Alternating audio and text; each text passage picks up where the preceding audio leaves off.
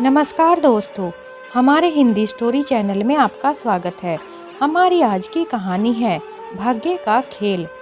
हिमांशु का जब जन्म हुआ था, उसके जन्म के कुछ समय बाद ही उसके माता पिता की एक दुर्घटना में मौत हो गई थी। वे दोनों किसी काम से हरियाणा जा रहे थे। भगवान के आशीर्वाद से उस समय हिमांशु उनके साथ नहीं था, वरना पता नहीं उसका भी क्या होता। वह तो अपने नाना नानी के पास ही था। कुसुम जी के माता पिता अपनी बेटी और दामाद की मृत्यु के बाद टूट चुके थे, लेकिन उन्होंने खुद को संभाल लिया और वह अपने नातिन हिमांशु की परवरिश करने लगे। कुछ सालों के बाद हिमांशु के नाना जी भी एक सड़क दुर्घटना में मारे गए थे। वह भी इस दुनिया को छोड़कर हमेशा हमेशा के लिए चले गए थे। अब तो हिमांशु को अकेले सुमित्रा जी ने ही पाल पोस कर बड़ा किया और अकेले ही उसकी देखभाल करती थी और उसे पढ़ा लिखा कर इस काबिल बना दिया कि वह समाज में उठने बैठने के लायक बन जाए। वक्त बीतने लगा। वक्त के साथ साथ हिमांशु को भी एक बड़ी सी कंपनी में नौकरी मिल गई थी। अब तो हिमांशु के लिए अच्छे अच्छे रिश्ते भी आने लगे थे। हिमांशु की नानी ने उसके लिए एक सुंदर सी लड़की रश्मि से उसकी शादी कर दी थी। रश्मि बहुत ही सुंदर, सुशील और पढ़ी लिखी लड़की थी। रश्मि जब से शादी करके ससुराल में आई थी, हिमांशु की नानी रश्मि को बहुत ज़्यादा खटकती थी। वह हिमांशु की नानी को बिल्कुल भी पसंद नहीं करती थी, क्योंकि उसकी नानी रश्मि को सही गलत काम के लिए रोक टोक किया करती थी। यह काम ऐसे नहीं करना है, इस काम को इस तरह करना है, वह रश्मि को बताया करती थी। ऐसा करना उसे बिल्कुल भी पसंद नहीं था, इसलिए वह मन ही मन अपनी नानी से चिड़ी चिड़ी रहती थी। इसलिए रश्मि अपनी नानी सास को वृद्धाश्रम भेजना चाहती थी। इसलिए वह आए दिन तरह तरह की योजना बनाया करती थी। एक दिन हिमांशु अपनी नानी माँ पर गुस्सा हो जाता है। नानी माँ, आपको कितनी बार कहा है कि मेरी किसी भी चीज़ को छेड़ा मत करो। आपने मेरे सारे डॉक्यूमेंट को चाय गिराकर खराब कर दिया है। हिमांशु अपनी 80 वर्षीय नानी सुमित्रा जी पर बहुत गुस्सा होता है। वह अपनी नानी का हाथ पकड़कर उन्हें कमरे से बाहर की ओर खींचने लगता है। तभी हिमांशु की पत्नी बोली, अरे हिमांशु, मैंने आपको कितनी बार कहा है कि अपनी नानी माँ को वृद्धाश्रम छोड़ दो, लेकिन तुम मेरी एक भी बात नहीं सुनते हो। तो हिमांशु कहने लगा, अरे रश्मि, तुम मेरी बात समझ नहीं रही हो। तुम जानती हो तो तुम भी तो माँ बनने वाली हो और तुम्हारी देखभाल के लिए तो कोई चाहिएगा ही। इसलिए हम अभी नानी माँ को वृद्धाश्रम नहीं छोड़ सकते। रश्मि को समझाते हुए हिमांशु बोला। रश्मि अब हिमांशु से कहती है, अच्छा तो यह संभालेगी मेरे बच्चे को। तुम्हें कितनी बार कहा है एक काम वाली बाई लगवा दो, लेकिन तुम्हें तो पैसों की ही पड़ी रहती है। कितना पैसा बचाओगे तुम? मुझे पता है कि पूरा पूरा दिन मैं तुम्हारी नानी के साथ कैसे गुजारती हूँ। तुम्हारी नानी मुझे पूरा दिन कुछ ना कुछ सुनाती रहती है। ऐसा कहते हुए रश्मि अपनी आंखों से मगरमच्छ के आंसू बहाने लगी। हिमांशु रश्मि को कहता है, अरे मैं समझता हूँ कि तुम मेरी नानी से बहुत ज़्यादा परेशान हो, पर तुम भी तो सोचो, नानी माँ घर का सारा काम कर देती है। अच्छा जी, इसका क्या मतलब है? तुम कहना क्या चाहते हो? क्या मैं यहाँ बैठे बैठे मज़े कर रही हूँ? मैं थोड़ा ही ना कुछ करती हूँ, सारा काम तो तुम्हारी नानी ही करती है। तभी वह रश्मि के कंधे पर हाथ रखकर उसे बड़े ही प्यार से समझाता है, अरे नहीं नहीं रश्मि, मेरा यह मतलब बिल्कुल भी नहीं था। हिमांशु उससे और कुछ कह पाता, तभी रश्मि ने उसका हाथ झटक कर पीछे कर दिया। अरे हाँ हाँ, मुझे पता है, रहने दो बस, चलो छोड़ो, अब आप ऑफिस चले जाइए। वैसे भी घर में कमाने वाले लोग तो कम हैं और खाने वाले ज़्यादा लोग हैं। रश्मि तिरछी नज़रों से अपनी नानी सास की ओर देखती हुई कहती है, अच्छा ठीक है रश्मि, अब मैं चलता हूँ। तुम अपना ध्यान रखना और दवाई भी टाइम से ले लेना। ऐसा कहते हुए हिमांशु मुस्कुराता हुआ अपने ऑफिस के लिए चला गया। अपने नाती की मुख से ऐसी बातों को सुनकर नानी की आंखों में आंसू आ गए थे। लेकिन वह बेचारी करती भी क्या, वह तो हर टाइम घुट घुट कर जी रही थी और उनके पास रहने को मजबूर थी। सुमित्रा जी के साथ ऐसा व्यवहार लगभग रोज होता था और हिमांशु के घर से जाने के बाद रश्मि उनके साथ इतनी बदतमीजी से पेश आती थी कि बस पूछो ही मत। ऐसा लगता था जैसे उसकी सुमित्रा जी के साथ जन्मों जन्मों की दुश्मनी थी, जिसका वह बदला इस जन्म में ले रही थी। हिमांशु को घर से निकले थोड़ा ही समय हुआ था। रश्मि ने आवाज लगाई, अरे ओ बुढ़िया, खाना नहीं बनाओगी क्या? तो सुमित्रा जी लाठी को टेकते हुए बड़ी मुश्किल से अपने कमरे से बाहर आई और कहने लगी, अभी बनाती हूँ बेटा। इस उम्र में उनसे ठीक से काम भी नहीं होता था, लेकिन फिर भी वह हर संभव प्रयास किया करती थी जिससे उनकी नाती बहू खुश हो जाए। लेकिन रश्मि तो खुश रहने वालों में से थी ही नहीं। नानी कुछ भी कर ले, लेकिन रश्मि तो गुस्सा ही रहती थी और अपनी नानी पर चिल्लाती रहती थी। रश्मि की अचानक से तेज आवाज से नानी डर गई थी। उसने कहा, खाना बना कि नहीं? तो सुमित्रा जी कांपते हुए होठों से बोली, हाँ बहू, अभी लेकर आती हूँ। सुमित्रा जी रसोई में जाती हुई रश्मि से बोली और किसी तरह लड़खड़ाते हुए रसोई घर से खाना लेकर आ गई। रश्मि ने जैसे ही खाने की प्लेट को देखा तो जोर से बोली, यह कैसा खाना बनाया है आपने? मुझे तो लगता है कि आप जानबूझकर इतना बेकार खाना बनाती हैं ताकि दोबारा से आपको कोई खाना बनाने के लिए ना कहे। सुमित्रा जी कहने लगी, लेकिन बहू, यह खाना तुम्हारी सेहत के लिए अच्छा है, इसलिए मैंने तुम्हारे लिए यह सादा खाना बनाया है। फिर रश्मि बोली, नहीं नहीं, मैं इसे नहीं खा सकती, यह खाना मुझसे नहीं खाया जाएगा, ले जाइए इस खाने को, मुझे तो भूख ही नहीं रही। और हाँ, एक बात कान खोलकर सुन लीजिए, थोड़ी देर में मेरी सहेलियां घर पर आ रही हैं, उनके सामने कोई नया नाटक शुरू मत कर देना और जब तक सारा नाश्ता तैयार ना हो जाए तब तक बैठ मत जाना। मेरी सहेलियों के लिए गर्मा गर्म नाश्ता बनाने की तैयारी करो। थोड़ी ही देर में दरवाजे की घंटी बजती है और उसकी सहेलियां आ जाती हैं। तुम यहाँ क्या कर रही हो? दिखाई नहीं देता क्या? मेहमान आए हैं, कुछ चाय नाश्ते का इंतजाम करो, कुछ चाय पानी लेकर आओ। रश्मि अपनी नानी पर चिल्लाते हुए कहती है। रश्मि की एक सहेली कहने लगी, अरे यार, आजकल के नौकर भी ना पता नहीं कैसे हो गए हैं, अगर इनके साथ थोड़ा सा प्यार से बात कर लो तो यह तो सर पर ही बैठ जाते हैं। थोड़ी देर में सुमित्रा जी भी वहाँ पानी लेकर आई तो उनका पैर एक टेबल से पैर टकरा गया और उनके हाथ से पानी की ट्रे गिर गई। सुमित्रा जी ने जैसे तैसे खुद को संभाल लिया, लेकिन सारे कांच के गिलास टूट गए और सारा पानी नीचे गिर गया। ऐसा होते ही रश्मि का गुस्सा तो 7वें आसमान पर पहुंच गया था। रश्मि तो नानी सास पर जोर जोर से चिल्लाने लगी, आपको पता भी है यह क्या किया आपने? यह गिलास कितने महंगे थे और तुमने तोड़ दिए हैं। अब खड़े खड़े मेरा मुंह क्या देख रही हो? यह जो तुमने पानी फैलाया है इसको जल्दी से साफ करो और मेरी सहेलियों के लिए जल्दी से अच्छा सा नाश्ता बनाकर ले आओ। रश्मि तो अपनी नानी से फरमाइश करती जा रही थी और बेचारी सुमित्रा जी की हालत बहुत खराब हो रही थी। काम करते करते थक चुकी थी। शाम के समय फिर रश्मि बोली, अरे अब तुम सब चली जाओ क्योंकि अब हिमांशु के आने का समय हो गया है, थोड़े दिन बाद फिर हम मिलते हैं। ऐसा कहकर रश्मि अपनी सारी सहेलियों को भेज दिया। तभी रश्मि के खुरापाती दिमाग में कोई नई चाल आ रही थी।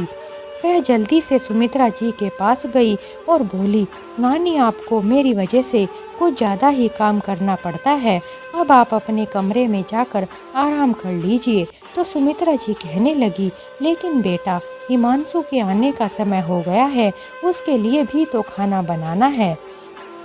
रश्मि कहने लगी सहानुभूति का नाटक करते हुए, अरे नहीं नहीं नानी, आपको भी तो आराम की ज़रूरत है, और नानी का हाथ पकड़कर कमरे की तरफ ले गई। लेकिन सुमित्रा जी आराम नहीं कर पा रही थी। उनके दिमाग में एक ही प्रश्न घूम रहा था कि अचानक से बहू का व्यवहार इतना कैसे बदल गया। लेकिन थोड़ी ही देर में बाहर से रोने की आवाज़ आने लगी।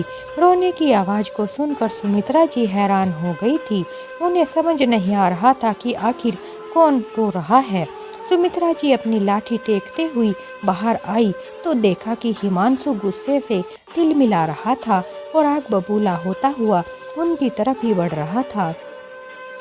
हिमांशु को इतना गुस्से में देखते ही सुमित्रा जी समझ गई थी कि रश्मि ने जरूर हिमांशु को कुछ न कुछ कहा है और यह रश्मि की ही चाल है। आज तो यह गुस्सा मुझ पर ही फूटने वाला है।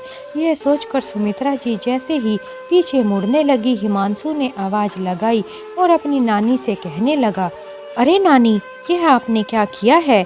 आपको मालूम भी है कि वह माँ बनने वाली है, फिर भी आपने उससे काम करवाया है। रश्मि का नहीं तो कम से कम आप मेरे बच्चे के बारे में ही सोच लेती। सुमित्रा जी कुछ कहना चाहती थी लेकिन हिमांशु ने उन्हें बोलने का मौका ही नहीं दिया। यह देखकर सुमित्रा जी रोने लगी। हिमांशु कहने लगा, अरे नानी, आप नाटक तो ऐसे कर रही हो जैसे आपको कुछ पता ही ना हो। यह देखो तो रश्मि का हाथ कितना जल गया है, उसे कितनी चोट आई है। आप सारा काम उसी से करवा रही हैं। उसकी हालत जानते हुए भी आप सारा काम उसी से करवाती हैं। सुमित्रा जी यह देखकर हैरान थी।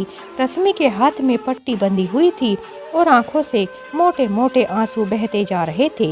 मन ही मन रश्मि रोने का नाटक कर रही थी और सोच रही थी कि जब तक इस बुढ़िया को वृद्धा आश्रम ना भिजवा दूं तो मैं भी चैन से बैठने वालों में से नहीं हूँ। तभी सुमित्रा जी ने कहा, माफ़ कर दो बेटा, मुझे मेरी कमजोरी के कारण मुझे खड़ा होना भी मुश्किल हो रहा है, इसलिए अभी अभी ही आराम करने गई थी। अरे यार, आप आराम करने गई थी? अरे आराम करना क्या जरूरी था? कहीं आप मर तो नहीं गई थी? आगे से अगर आपने ऐसी लापरवाही की तो मुझसे बुरा कोई नहीं होगा। ऐसा कहते हुए हिमांशु पैरों को पटकता हुआ अपने कमरे में चला गया। थोड़ी देर में जब रश्मि कमरे में आई तो हिमांशु कहने लगा, अरे रश्मि, तुम तो समझदार हो, तुम इतनी बड़ी गलती कैसे कर सकती हो? अगर नानी माँ ने तुमसे काम करने के लिए बोल भी दिया था तो तुम्हें काम करने से मना कर देना चाहिए था। काम करने की ज़रूरत ही क्या थी? अगर हमारे बच्चे को कुछ हो जाता तो अरे ऐसे कैसे कुछ हो जाता? नानी माँ तो बुजुर्ग है, हमें तो उनकी बात माननी ही चाहिए। रश्मि की चिकनी चुपड़ी बातों में आकर हिमांशु कहता है, अरे रश्मि, तुम इतनी समझदार हो और तुम इतनी अच्छी हो, तभी तो तुम मुझे इतनी अच्छी लगती हो। रश्मि पर प्यार लुटाता हुआ हिमांशु बोला और रश्मि को दोबारा से कहते हुए बोला, अगर नानी तुम्हें दोबारा से काम करने को कहे तो तुम मना कर देना।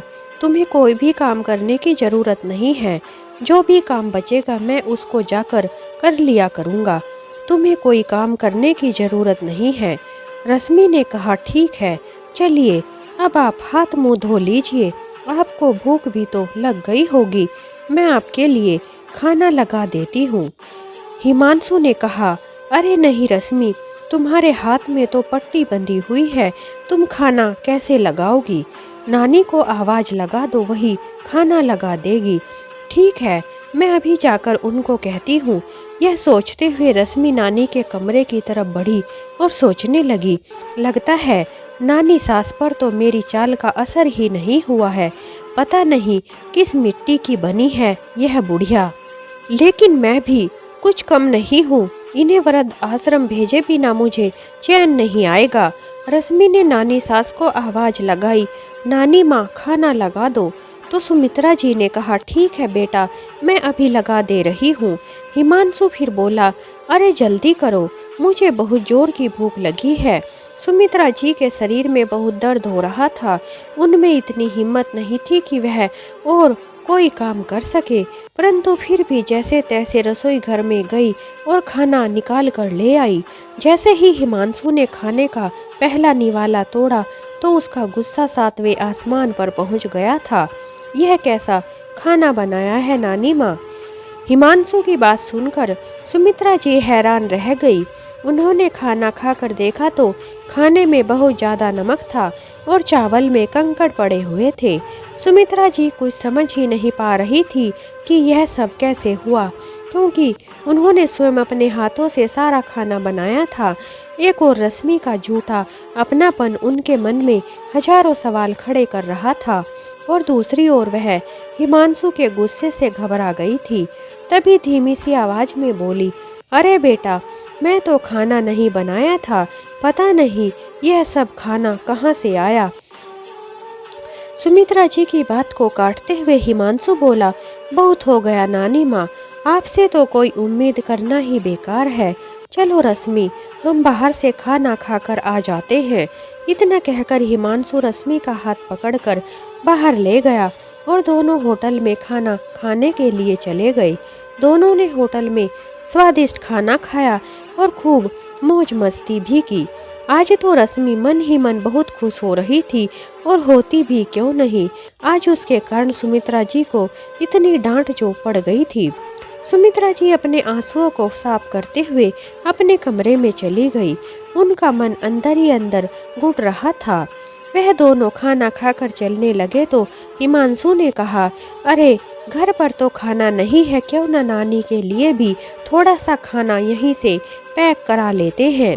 नानी माँ क्या खाएंगी, तो क्यों ना उनके लिए भी यहीं से कुछ ना कुछ लेकर चलते हैं।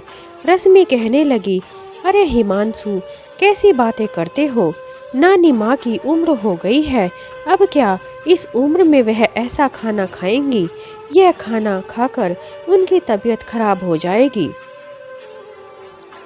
लेकिन रश्मि, नानी को भी तो भूख लगी होगी।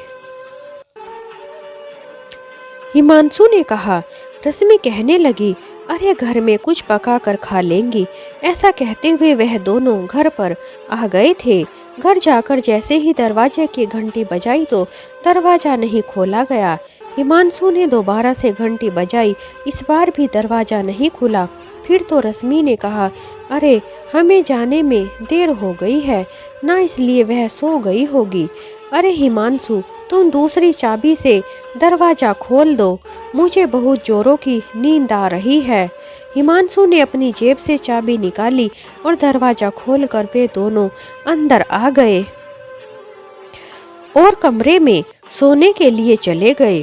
थोड़ी देर बाद जब सुमित्रा जी की नींद खुली तो वह अपने कमरे से बाहर आई। उन्होंने हिमांशु के कमरे की तरफ जाकर देखा और देखकर कहने लगी, अच्छा तो यह दोनों घर वापस आ गए हैं। बच्चों को देखकर उन्हें तसल्ली मिल गई थी, लेकिन उनकी आंखें भर आई और वापस अपने कमरे की तरफ लौट आई। सुमित्रा जी को बहुत भूख लगी थी। वह सोचने लगी कि जब हिमांशु छोटा था और वह भूखा ही सो जाया करता था तो मैं उसे सोते हुए को उठाकर खाने के लिए मना लेती थी कि भूखे पेट सोने से इंसान ताकतवर नहीं बनता है, और जाने क्या क्या करके उसे खाने के लिए मना ही लेती थी और कभी भी बिना खाना खाए हुए सोने नहीं देती थी। लेकिन यहाँ मैं खाना खाऊं या ना खाऊं किसी को कोई फर्क ही नहीं पड़ता है। रुके हुए आंसू उनकी आंखों से बहने लगे। यह सोचते सोचते वह सोने की कोशिश कर रही थी, लेकिन भूख के मारे कमबख्त नींद भी नहीं आ रही थी। थोड़ी देर बाद पक्षियों की आवाज़ होने लगी। रश्मि अपने कमरे से बाहर आई, लेकिन कहीं भी सुमित्रा जी दिखाई नहीं दे रही थी। रश्मि ने रसोई घर में जाकर देखा तो वहाँ भी नहीं थी। उसके बाद अपनी नानी के कमरे में जाकर देखा तो नानी सो रही थी। रश्मि को तो एक और बहाना मिल गया था उनको परेशान करने का। उसने चारों तरफ कचरा फेंका और झाड़ू उठाकर साफ करना शुरू कर दिया और हिमांशु के आने का इंतजार करने लगी। रश्मि ने जैसे ही देखा कि हिमांशु बाहर आ रहा है और उठ गया है, झाड़ू लगाना शुरू कर दिया, लेकिन नींद में होने के कारण हिमांशु का ध्यान रश्मि की तरफ नहीं गया तो वह जोर जोर से कराहने लगी और कहने लगी, हे भगवान, मेरी तो कमर में ही दर्द हो गया है। झाड़ू लगाते लगाते यह कहते ही हिमांशु का ध्यान रश्मि की तरफ गया। हैरानी से पूछने लगा, अरे तुम झाड़ू क्यों लगा रही हो? नानी माँ कहाँ है? अरे तुम नानी माँ से कुछ मत कहना, नानी माँ तो सो रही है। क्या नानी माँ अभी तक सो रही है? हिमांशु ने हैरानी से पूछा तो रश्मि कहने लगी, अरे हाँ हाँ, सोने दीजिए उन्हें, आखिर मैं तो नौकरानी ही हूँ। सारे काम को करने के लिए अगर कोई काम नहीं करेगा तो मुझे तो करना ही पड़ेगा ना। तो हिमांशु कहने लगा, अरे नहीं नहीं रश्मि, रहने दो तुम। यह कहते हुए वह नानी के कमरे में गया और जोर जोर से चिल्लाना शुरू कर दिया, नानी माँ कहाँ है आप? तभी सुमित्रा जी हड़बड़ी से नींद से जाग गई। नानी माँ, आपको कितनी बार कहा है कि ऐसी हालत में मेरी पत्नी का ध्यान रखा करो, लेकिन यहाँ तो आप सो रही हैं और मेरी पत्नी झाड़ू लगा रही है। अगर आप उसका ध्यान नहीं रख सकती तो आपका इस घर में रहने का फायदा ही क्या है? कहने लगा, आपको पता है मेरी पत्नी को भूख लगी होगी, उसके लिए खाना बना दो और मुझे भी ऑफिस जाना है, मेरे लिए भी नाश्ता तैयार कर दो। लेकिन नानी, कल रात जैसा खाना बिल्कुल भी मत बना देना। इतना कहकर अपने कमरे में चला गया और सुमित्रा जी उसे देखते ही रह गई। समय तो अपने हिसाब से चल रहा था। अब तो रश्मि के नखरे दिन ब दिन बढ़ते ही जा रहे थे। अब तो रश्मि को 9वां महीना चल रहा था। सुमित्रा जी रश्मि को कहने लगी, अरे बहू, इस समय में थोड़ा संभल कर चलना चाहिए। इस समय अपना ध्यान रखना बहुत ज़रूरी होता है। सीढ़ियों पर जरा आराम से चला करो, नहीं तो तुम्हारे बच्चे पर असर होगा। नानी माँ, आप मेरे लिए अच्छा नहीं बोल सकती तो कम से कम मेरे बच्चे के लिए बुरा तो मत बोलिए। देखो नानी, मेरे सिर में बहुत तेज दर्द हो रहा है, थोड़ी सी इलायची वाली चाय बनाकर ला दो और थोड़ी सी पकौड़ी भी बना देना। रश्मि की बात को सुनकर नानी तो रश्मि की फरमाइशें पूरी करने में जुट गई और पलट कर कोई जवाब नहीं दिया। थोड़ी ही देर में रश्मि के चिल्लाने की आवाज़ आने लगी। पकौड़ी बनाते समय सुमित्रा जी के कानों में उसके चिल्लाने की आवाज़ आई तो सुमित्रा जी गैस को बंद करके रश्मि के पास गई और कहने लगी, क्या हुआ बेटा? नानी माँ, मुझे बचा लीजिए, मुझे बहुत दर्द हो रहा है। वह दर्द से चिल्ला रही थी। सुमित्रा जी ने हिमांशु को फ़ोन लगाया, लेकिन वह फ़ोन ही नहीं उठा रहा था। सुमित्रा जी बार बार हिमांशु का नंबर लगा रही थी, लेकिन लग नहीं पा रहा था। रश्मि दर्द से छटपटा रही थी। हिमांशु यह सोचकर फ़ोन नहीं उठा रहा था कि नानी बेकार में ही परेशान कर रही होगी, जो बिना मतलब ही फ़ोन करती रहती है। सुमित्रा जी ने परेशान होकर फिर से फ़ोन लगाया, लेकिन कई बार फ़ोन करने पर भी हिमांशु ने फ़ोन नहीं उठाया। चिंता करते हुए सुमित्रा जी ने फिर फ़ोन लगाया। इस बार हिमांशु ने फ़ोन उठा लिया और कहने लगा, नानी माँ, मैं ऑफिस में बहुत बिजी रहता हूँ, आप समझती क्यों नहीं हो? सुमित्रा जी कहने लगी, अरे बेटा, मैं यह कहना चाहती थी कि रश्मि, क्या रश्मि रश्मि करती रहती हो?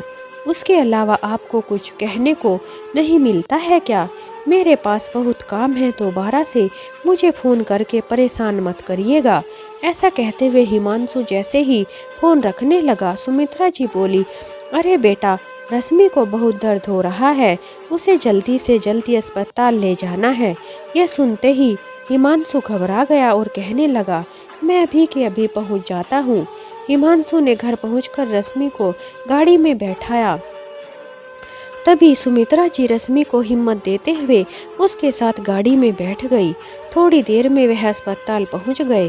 सुमित्रा जी भगवान का स्मरण करते हुए कहने लगी, हे भगवान, अब आप जल्दी से मुझे मेरे बच्चे का चेहरा दिखा दो और सब कुशल मंगल से हो जाए। जच्चा और बच्चा भगवान दोनों को सलामत रखे। ऐसा कहते हुए सुमित्रा जी अपने दोनों हाथ जोड़कर भगवान से प्रार्थना करने लगी। थोड़ी ही देर में जब डॉक्टर कमरे से बाहर आए तो हिमांशु घबराते हुए उठा। डॉक्टर ने सुमित्रा जी और हिमांशु को बधाई देते हुए कहा, बधाई हो, आपको तो लड़का हुआ है। यह बात सुनकर सुमित्रा जी और हिमांशु की आंखों में खुशी के आंसू आ गए थे। जब डॉक्टर उसे कमरे में लेकर आए तो सुमित्रा जी उसे देखकर फूली नहीं समा रही थी। सुमित्रा जी बच्चे को गोद में उठाने लगी तो हिमांशु ने उसे तुरंत उठा लिया और कहने लगा, आप ऐसे कैसे उठा सकती हो? अगर बच्चे को कोई इन्फेक्शन हो गया तो यह सुनते ही सुमित्रा जी का दिल टूट गया था। आज सुमित्रा जी के दिल को बहुत ज़्यादा चोट आई थी। जिस बच्चे के इंतजार में सुमित्रा जी रश्मि के गलत व्यवहार को बर्दाश्त कर रही थी, आज उस बच्चे को उन्होंने सुमित्रा जी को छूने तक नहीं दिया। धीरे धीरे समय बीतने लगा। अब तो बच्चे को घर में आए 15 दिन हो चुके थे, लेकिन अभी तक सुमित्रा जी को बच्चे को गोद में लेने का सुख नहीं मिला था। हिमांशु कहने लगा, नानी माँ सुनो, कल हमने घर में एक पूजा रखी है, हमें अपने बेटे का नामकरण संस्कार करना है, तो आप सारी तैयारी समय पर कर देना। नानी माँ पर हक जताते हुए कहा। सुमित्रा जी ने कहा, ठीक है बेटा, मैं सारी तैयारी समय से कर दूंगी। नानी माँ ने मुस्कुराते हुए कहा। तभी रश्मि ने आवाज़ लगाई। जैसे ही हिमांशु कमरे में गया तो रश्मि कहने लगी, अरे तुम्हें अपने बच्चे की कोई फिक्र है कि नहीं?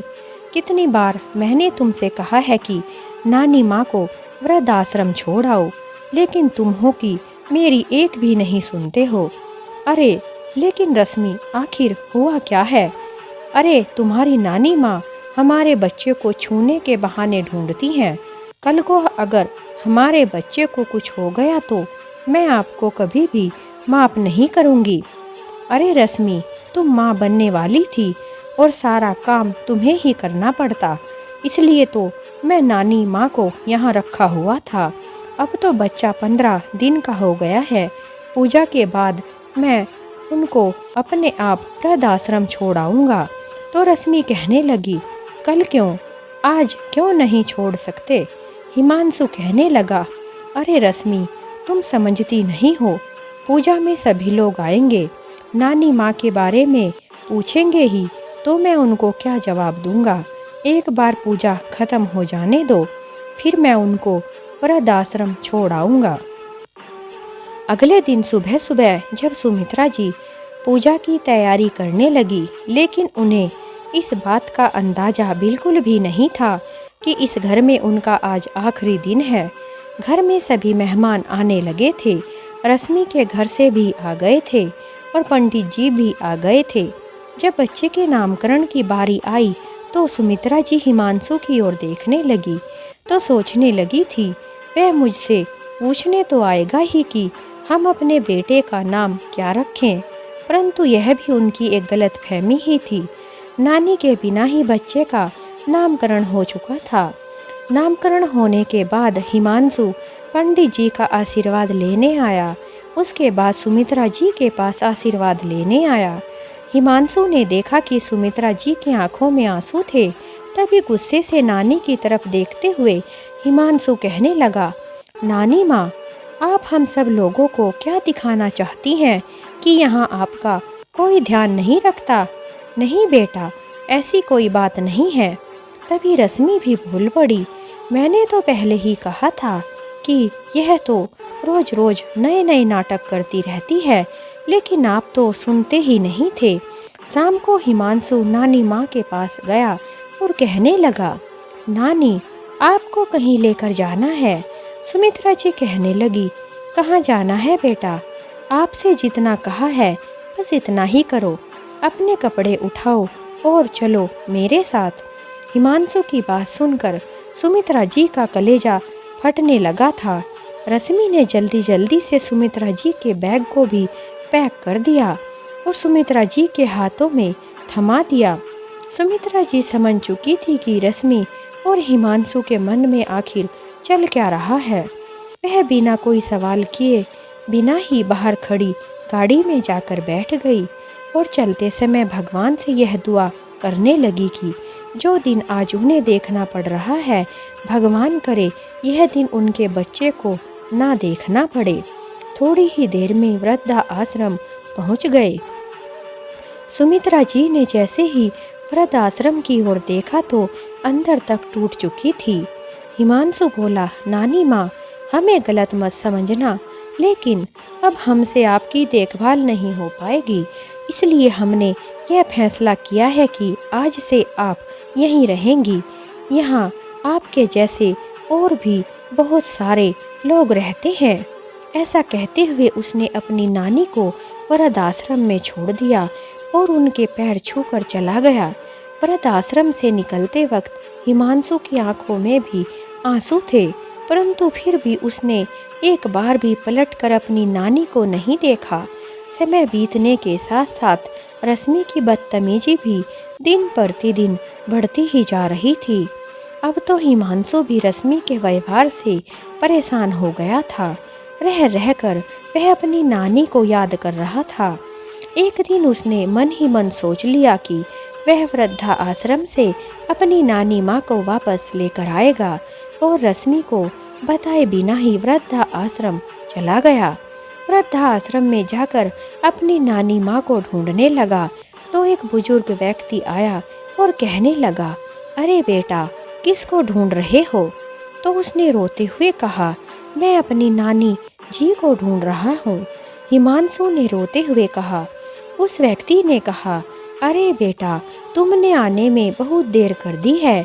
हिमांशु ने हैरानी से उसकी तरफ देखा और पूछा, क्या मतलब है आपका?